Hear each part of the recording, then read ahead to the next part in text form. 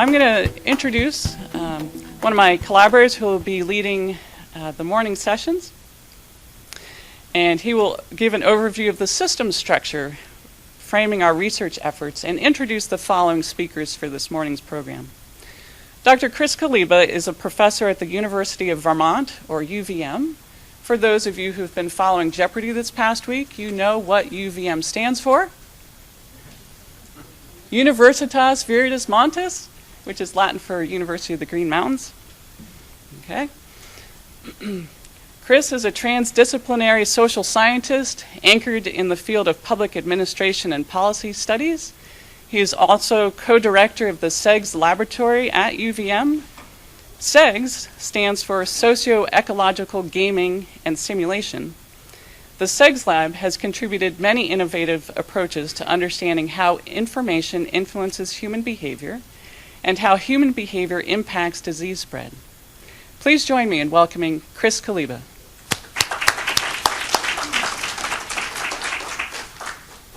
Thanks again, Julie, for the invitation to participate in this project many years ago. It's exciting to see us get to be where we're at as a team, as a transdisciplinary team. I'm proud to stand behind this work and the work of our colleagues over the course of this project, and we're excited to show you some of our results so far and seek your input into further work, both for the life cycle of the rest of this grant as well as to thinking into the future. As Julie mentioned several times in her introduction, systems and systems thinking, systems approaches, systems analysis, systems science is at the core of this project, and thinking holistically about the biosecurity industry, the livestock industry, and how biosecurity percolates through it is the core question and considerations that are driving our work. As Julie mentioned, at UVM we have established the SEGS lab. You'll hear from virtually the entire operational staff of the SEGS lab this morning and into the afternoon. And the purpose of the SEGS lab is, our tagline is harnessing complexity to solve problems. And so, being a land grant institution, we're not only interested in basic science considerations and the applications of system science, but we're also interested in solving real-world problems through the development of new tools and methodologies, cutting-edge methodologies that are being used across the data sciences, computer sciences, social and natural sciences. Our lab was originally established out of an EPSCoR grant, NSF EPSCoR grant, and we also do work in water quality and health and energy as well. You've heard a number of times this term, social ecological systems. Why is this our unit of analysis? The figure on the right there, I really like to use this because you see the cellular level at the base level and you see the societal level at the top, particularly when we're dealing with disease spread and transmission. Obviously we're talking at the cellular or molecular level and how it percolates up through very, very complex systems. In order to study social ecological systems, we need to combine and commingle in an interdisciplinary or transdisciplinary way. System sciences, using high levels of computation, considerations of feedback and feed-forward mechanisms. The natural sciences, obviously. We've enjoyed our time with many of you in the room who are from the veterinarian sciences and the epidemiology of the systems, disease characteristics, etc. And then our work really lies at the crux in the juxtaposition between the behavioral and decision science and the policy sciences. And you'll see those commingling in our work. We take a complex adaptive systems approach to our work. And why take this approach? Well, when we have systems failures, and these are from disasters that we've had in recent memory, to the generation of new ideas, we need to understand how systems collapse or systems fragment. We also need to understand how the diffusion of innovation and ideas spreads. So we're looking at both ends of this continuum, both in terms of what promotes, in this case, disaster, in terms of catastrophic disease spread or chronic disease spread, as many of our models focus on, to understanding how the diffusion of innovation, in this context, the diffusion of biosecurity, biosecurity protocols, measures, best practices, etc., spread through a system, how to incentivize that, where we need to maybe perhaps regulate, etc., where we need to align policies, and what have you. There are many tools that have emerged to study and model and map complex systems. This is from tippingpoints.org, and you see you have game theory, collective behavior, networks, evolution and adaptation, pattern formation, systems theory, and nonlinear dynamics. Our project incorporates many of these elements. You'll see many of these represented, from game theory to collective behaviors to networks, pattern formation. Obviously, systems drive this. We're also finding the nonlinear dynamics that are occurring, and we're using some pretty advanced machine learning algorithms to track some of this. Two key concepts in complex systems are emergent properties over different scales, and the idea of self-organization. To some extent, the industries that we're studying are already self-organizing to prevent crises and adapt. However, more could be done to enable self-organization through these systems, and that's also something we're interested in. You're going to hear a lot today about this structure, which is sort of core at the management science and organizational science literatures and theories. The strategic, tactical, and operational levels, and we represent this in a pyramid-type style. The operational work serves as the core. These are your foot soldiers. These are the people that are at the farm level scale that are, in the case of the swine models, taking care of them, feeding them, moving them through the system, helping them grow and thrive in their environments. The metaphor here in this figure that I like a lot is the chess and the chessboard. So these are your pawns. These are the people that are out there doing a lot of the heavy lifting. And in terms of biosecurity and biosecurity compliance, if they're not behind the biosecurity practices, the whole system will fragment and fail. So they're obviously key and likely, in the grand scheme of things, as front-level workers, some of the most important actors in these systems.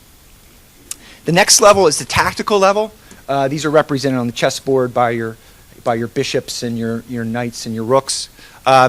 And these are represented in our work as managers or production managers or owners of specific facilities. And the tactical decisions at this level that we're modeling is the decision to whether or not implement biosecurity and biosecurity protocols in their operations. And the last level is represented by the king and queen on the chessboard. Here is the strategic level. And these take a look at more whole systems properties. So these could be represented in our models as production chains. We've worked with a number of private production chains over the course of this project, some of the most fruitful engagements we've had. And so at this level, the owners of these production chains can then dictate biosecurity protocol and adoption at the tactical and operational level, and may struggle with some of that sometimes, because one of the challenging issues of working with human beings is they have free will. And they add a level of what's called stochasticity into the system, a level of unpredictability, a level of chaotic response. And so we're trying to understand that behavioral signal that runs through all of these systems. I should also note that strategic level also has a strong flavor of policy. And so we're also considering things like the national biosecurity protocol and policies at that level, things like indemnification, for example. And we have some questions on that survey that I would ask that as we go through the day, you can page through that, answer some of the responses, perhaps provide us with some input, and we will collect those surveys at the end of the day and use that for feedback into our systems. And those surveys have been IRB, human subjects approved, and what have you, so I wanted to make that note. You'll see then represented in our modeling and gaming platforms, each one of these levels represented in terms of our agent-based models at the top in the strategic apex, represented in this case through a network configuration. This is actually a rough estimation of the swine industry networks in North Carolina. You'll see the tactical level represented in what we call the protocol adoption or investment game that Scott and Luke will talk more about. And then at the operational level, we have a compliance level game. Our tools in the lab include data gathering and education, the simulation modeling approaches. You'll hear more about agent-based modeling from our colleague Gabriella Buccini. Machine learning, you probably have heard about the idea of big data. So we're applying some very advanced statistical analysis approaches. And then stakeholder engagement has been a part and will continue to be a part of our work, including this very session. So we see you as experts in the field. We want to learn from you as much as anything. And we've engaged the industry and experts throughout this project, and we thank Julie and all of you who have participated in that to help refine these models and make them more effective and more realistic. You'll hear more about serious gaming. We may say, oh, playing games, haha. It's things that adolescents do on computers to waste a lot of time. What we are evolving, though, and understanding is that we can learn a lot about human behavior, about how people behave and interact in simulated environments, in experimental environments. We've probably all played games over the course of our time, board games, and think about the family board game time and how that may reveal certain characteristics of our personalities, for better or for worse. Bringing that into the fore, it's serious gaming is the idea that we create artificial environments to test how people will respond to different conditions, to different kinds of treatments, to different communication messages, to different kinds of incentives, to different levels of threat and risk. And you'll hear a lot more about this, and these represent sort of a suite, including, we'll briefly touch on virtual reality gaming. You also hear a lot more about simulation modeling. Obviously, simulations as a tool have been around for a very, very long time, since at least the 1950s and 60s. Obviously, as our computational power has evolved, our able to understand graphic interface, the digitization of our data sets, the sophistication of our ability to simulate systems is really exploding. In order to combat this threat of biosecurity and livestock industry, we need to harness all of those tools at our disposal, and we're doing so. And as I said, the workshop designs. We have had vets playing this game. We have producers playing these games. We've had farmers playing this game, as well as college students and other professional gamers. There's actually a community of people across the world that play these games for pennies on the dollar. And you'll hear more that those differences between those different populations the gap of differences are not as large as you might think.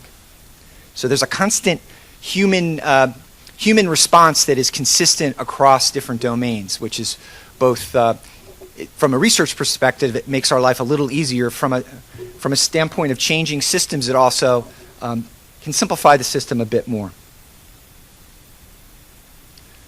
The basic structure of the swine industry, and Gabriella, I'm sure, will review more of this in greater detail, but the main focus here, although you'll hear a little bit about some research that our colleagues have done around the beef industry, is mostly around swine, the swine industry, and we believe we've captured the complexity of the swine industry here in this top figure, and the complexities thereof, and we are using network strategies, network configurations to understand these variations.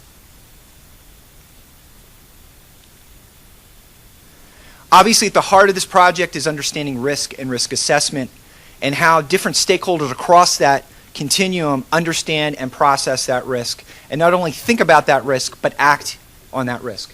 And so we can understand risk at all these different levels, at the strategic level, the tactical and operational level, as well as what's also understood as reflective risk, the idea of how that risk profile evolves over time. And I won't get into the details with that, but you'll hear these highlights just to sort of cue what my colleagues are going to talk about. The operational level at the what we call the compliance game.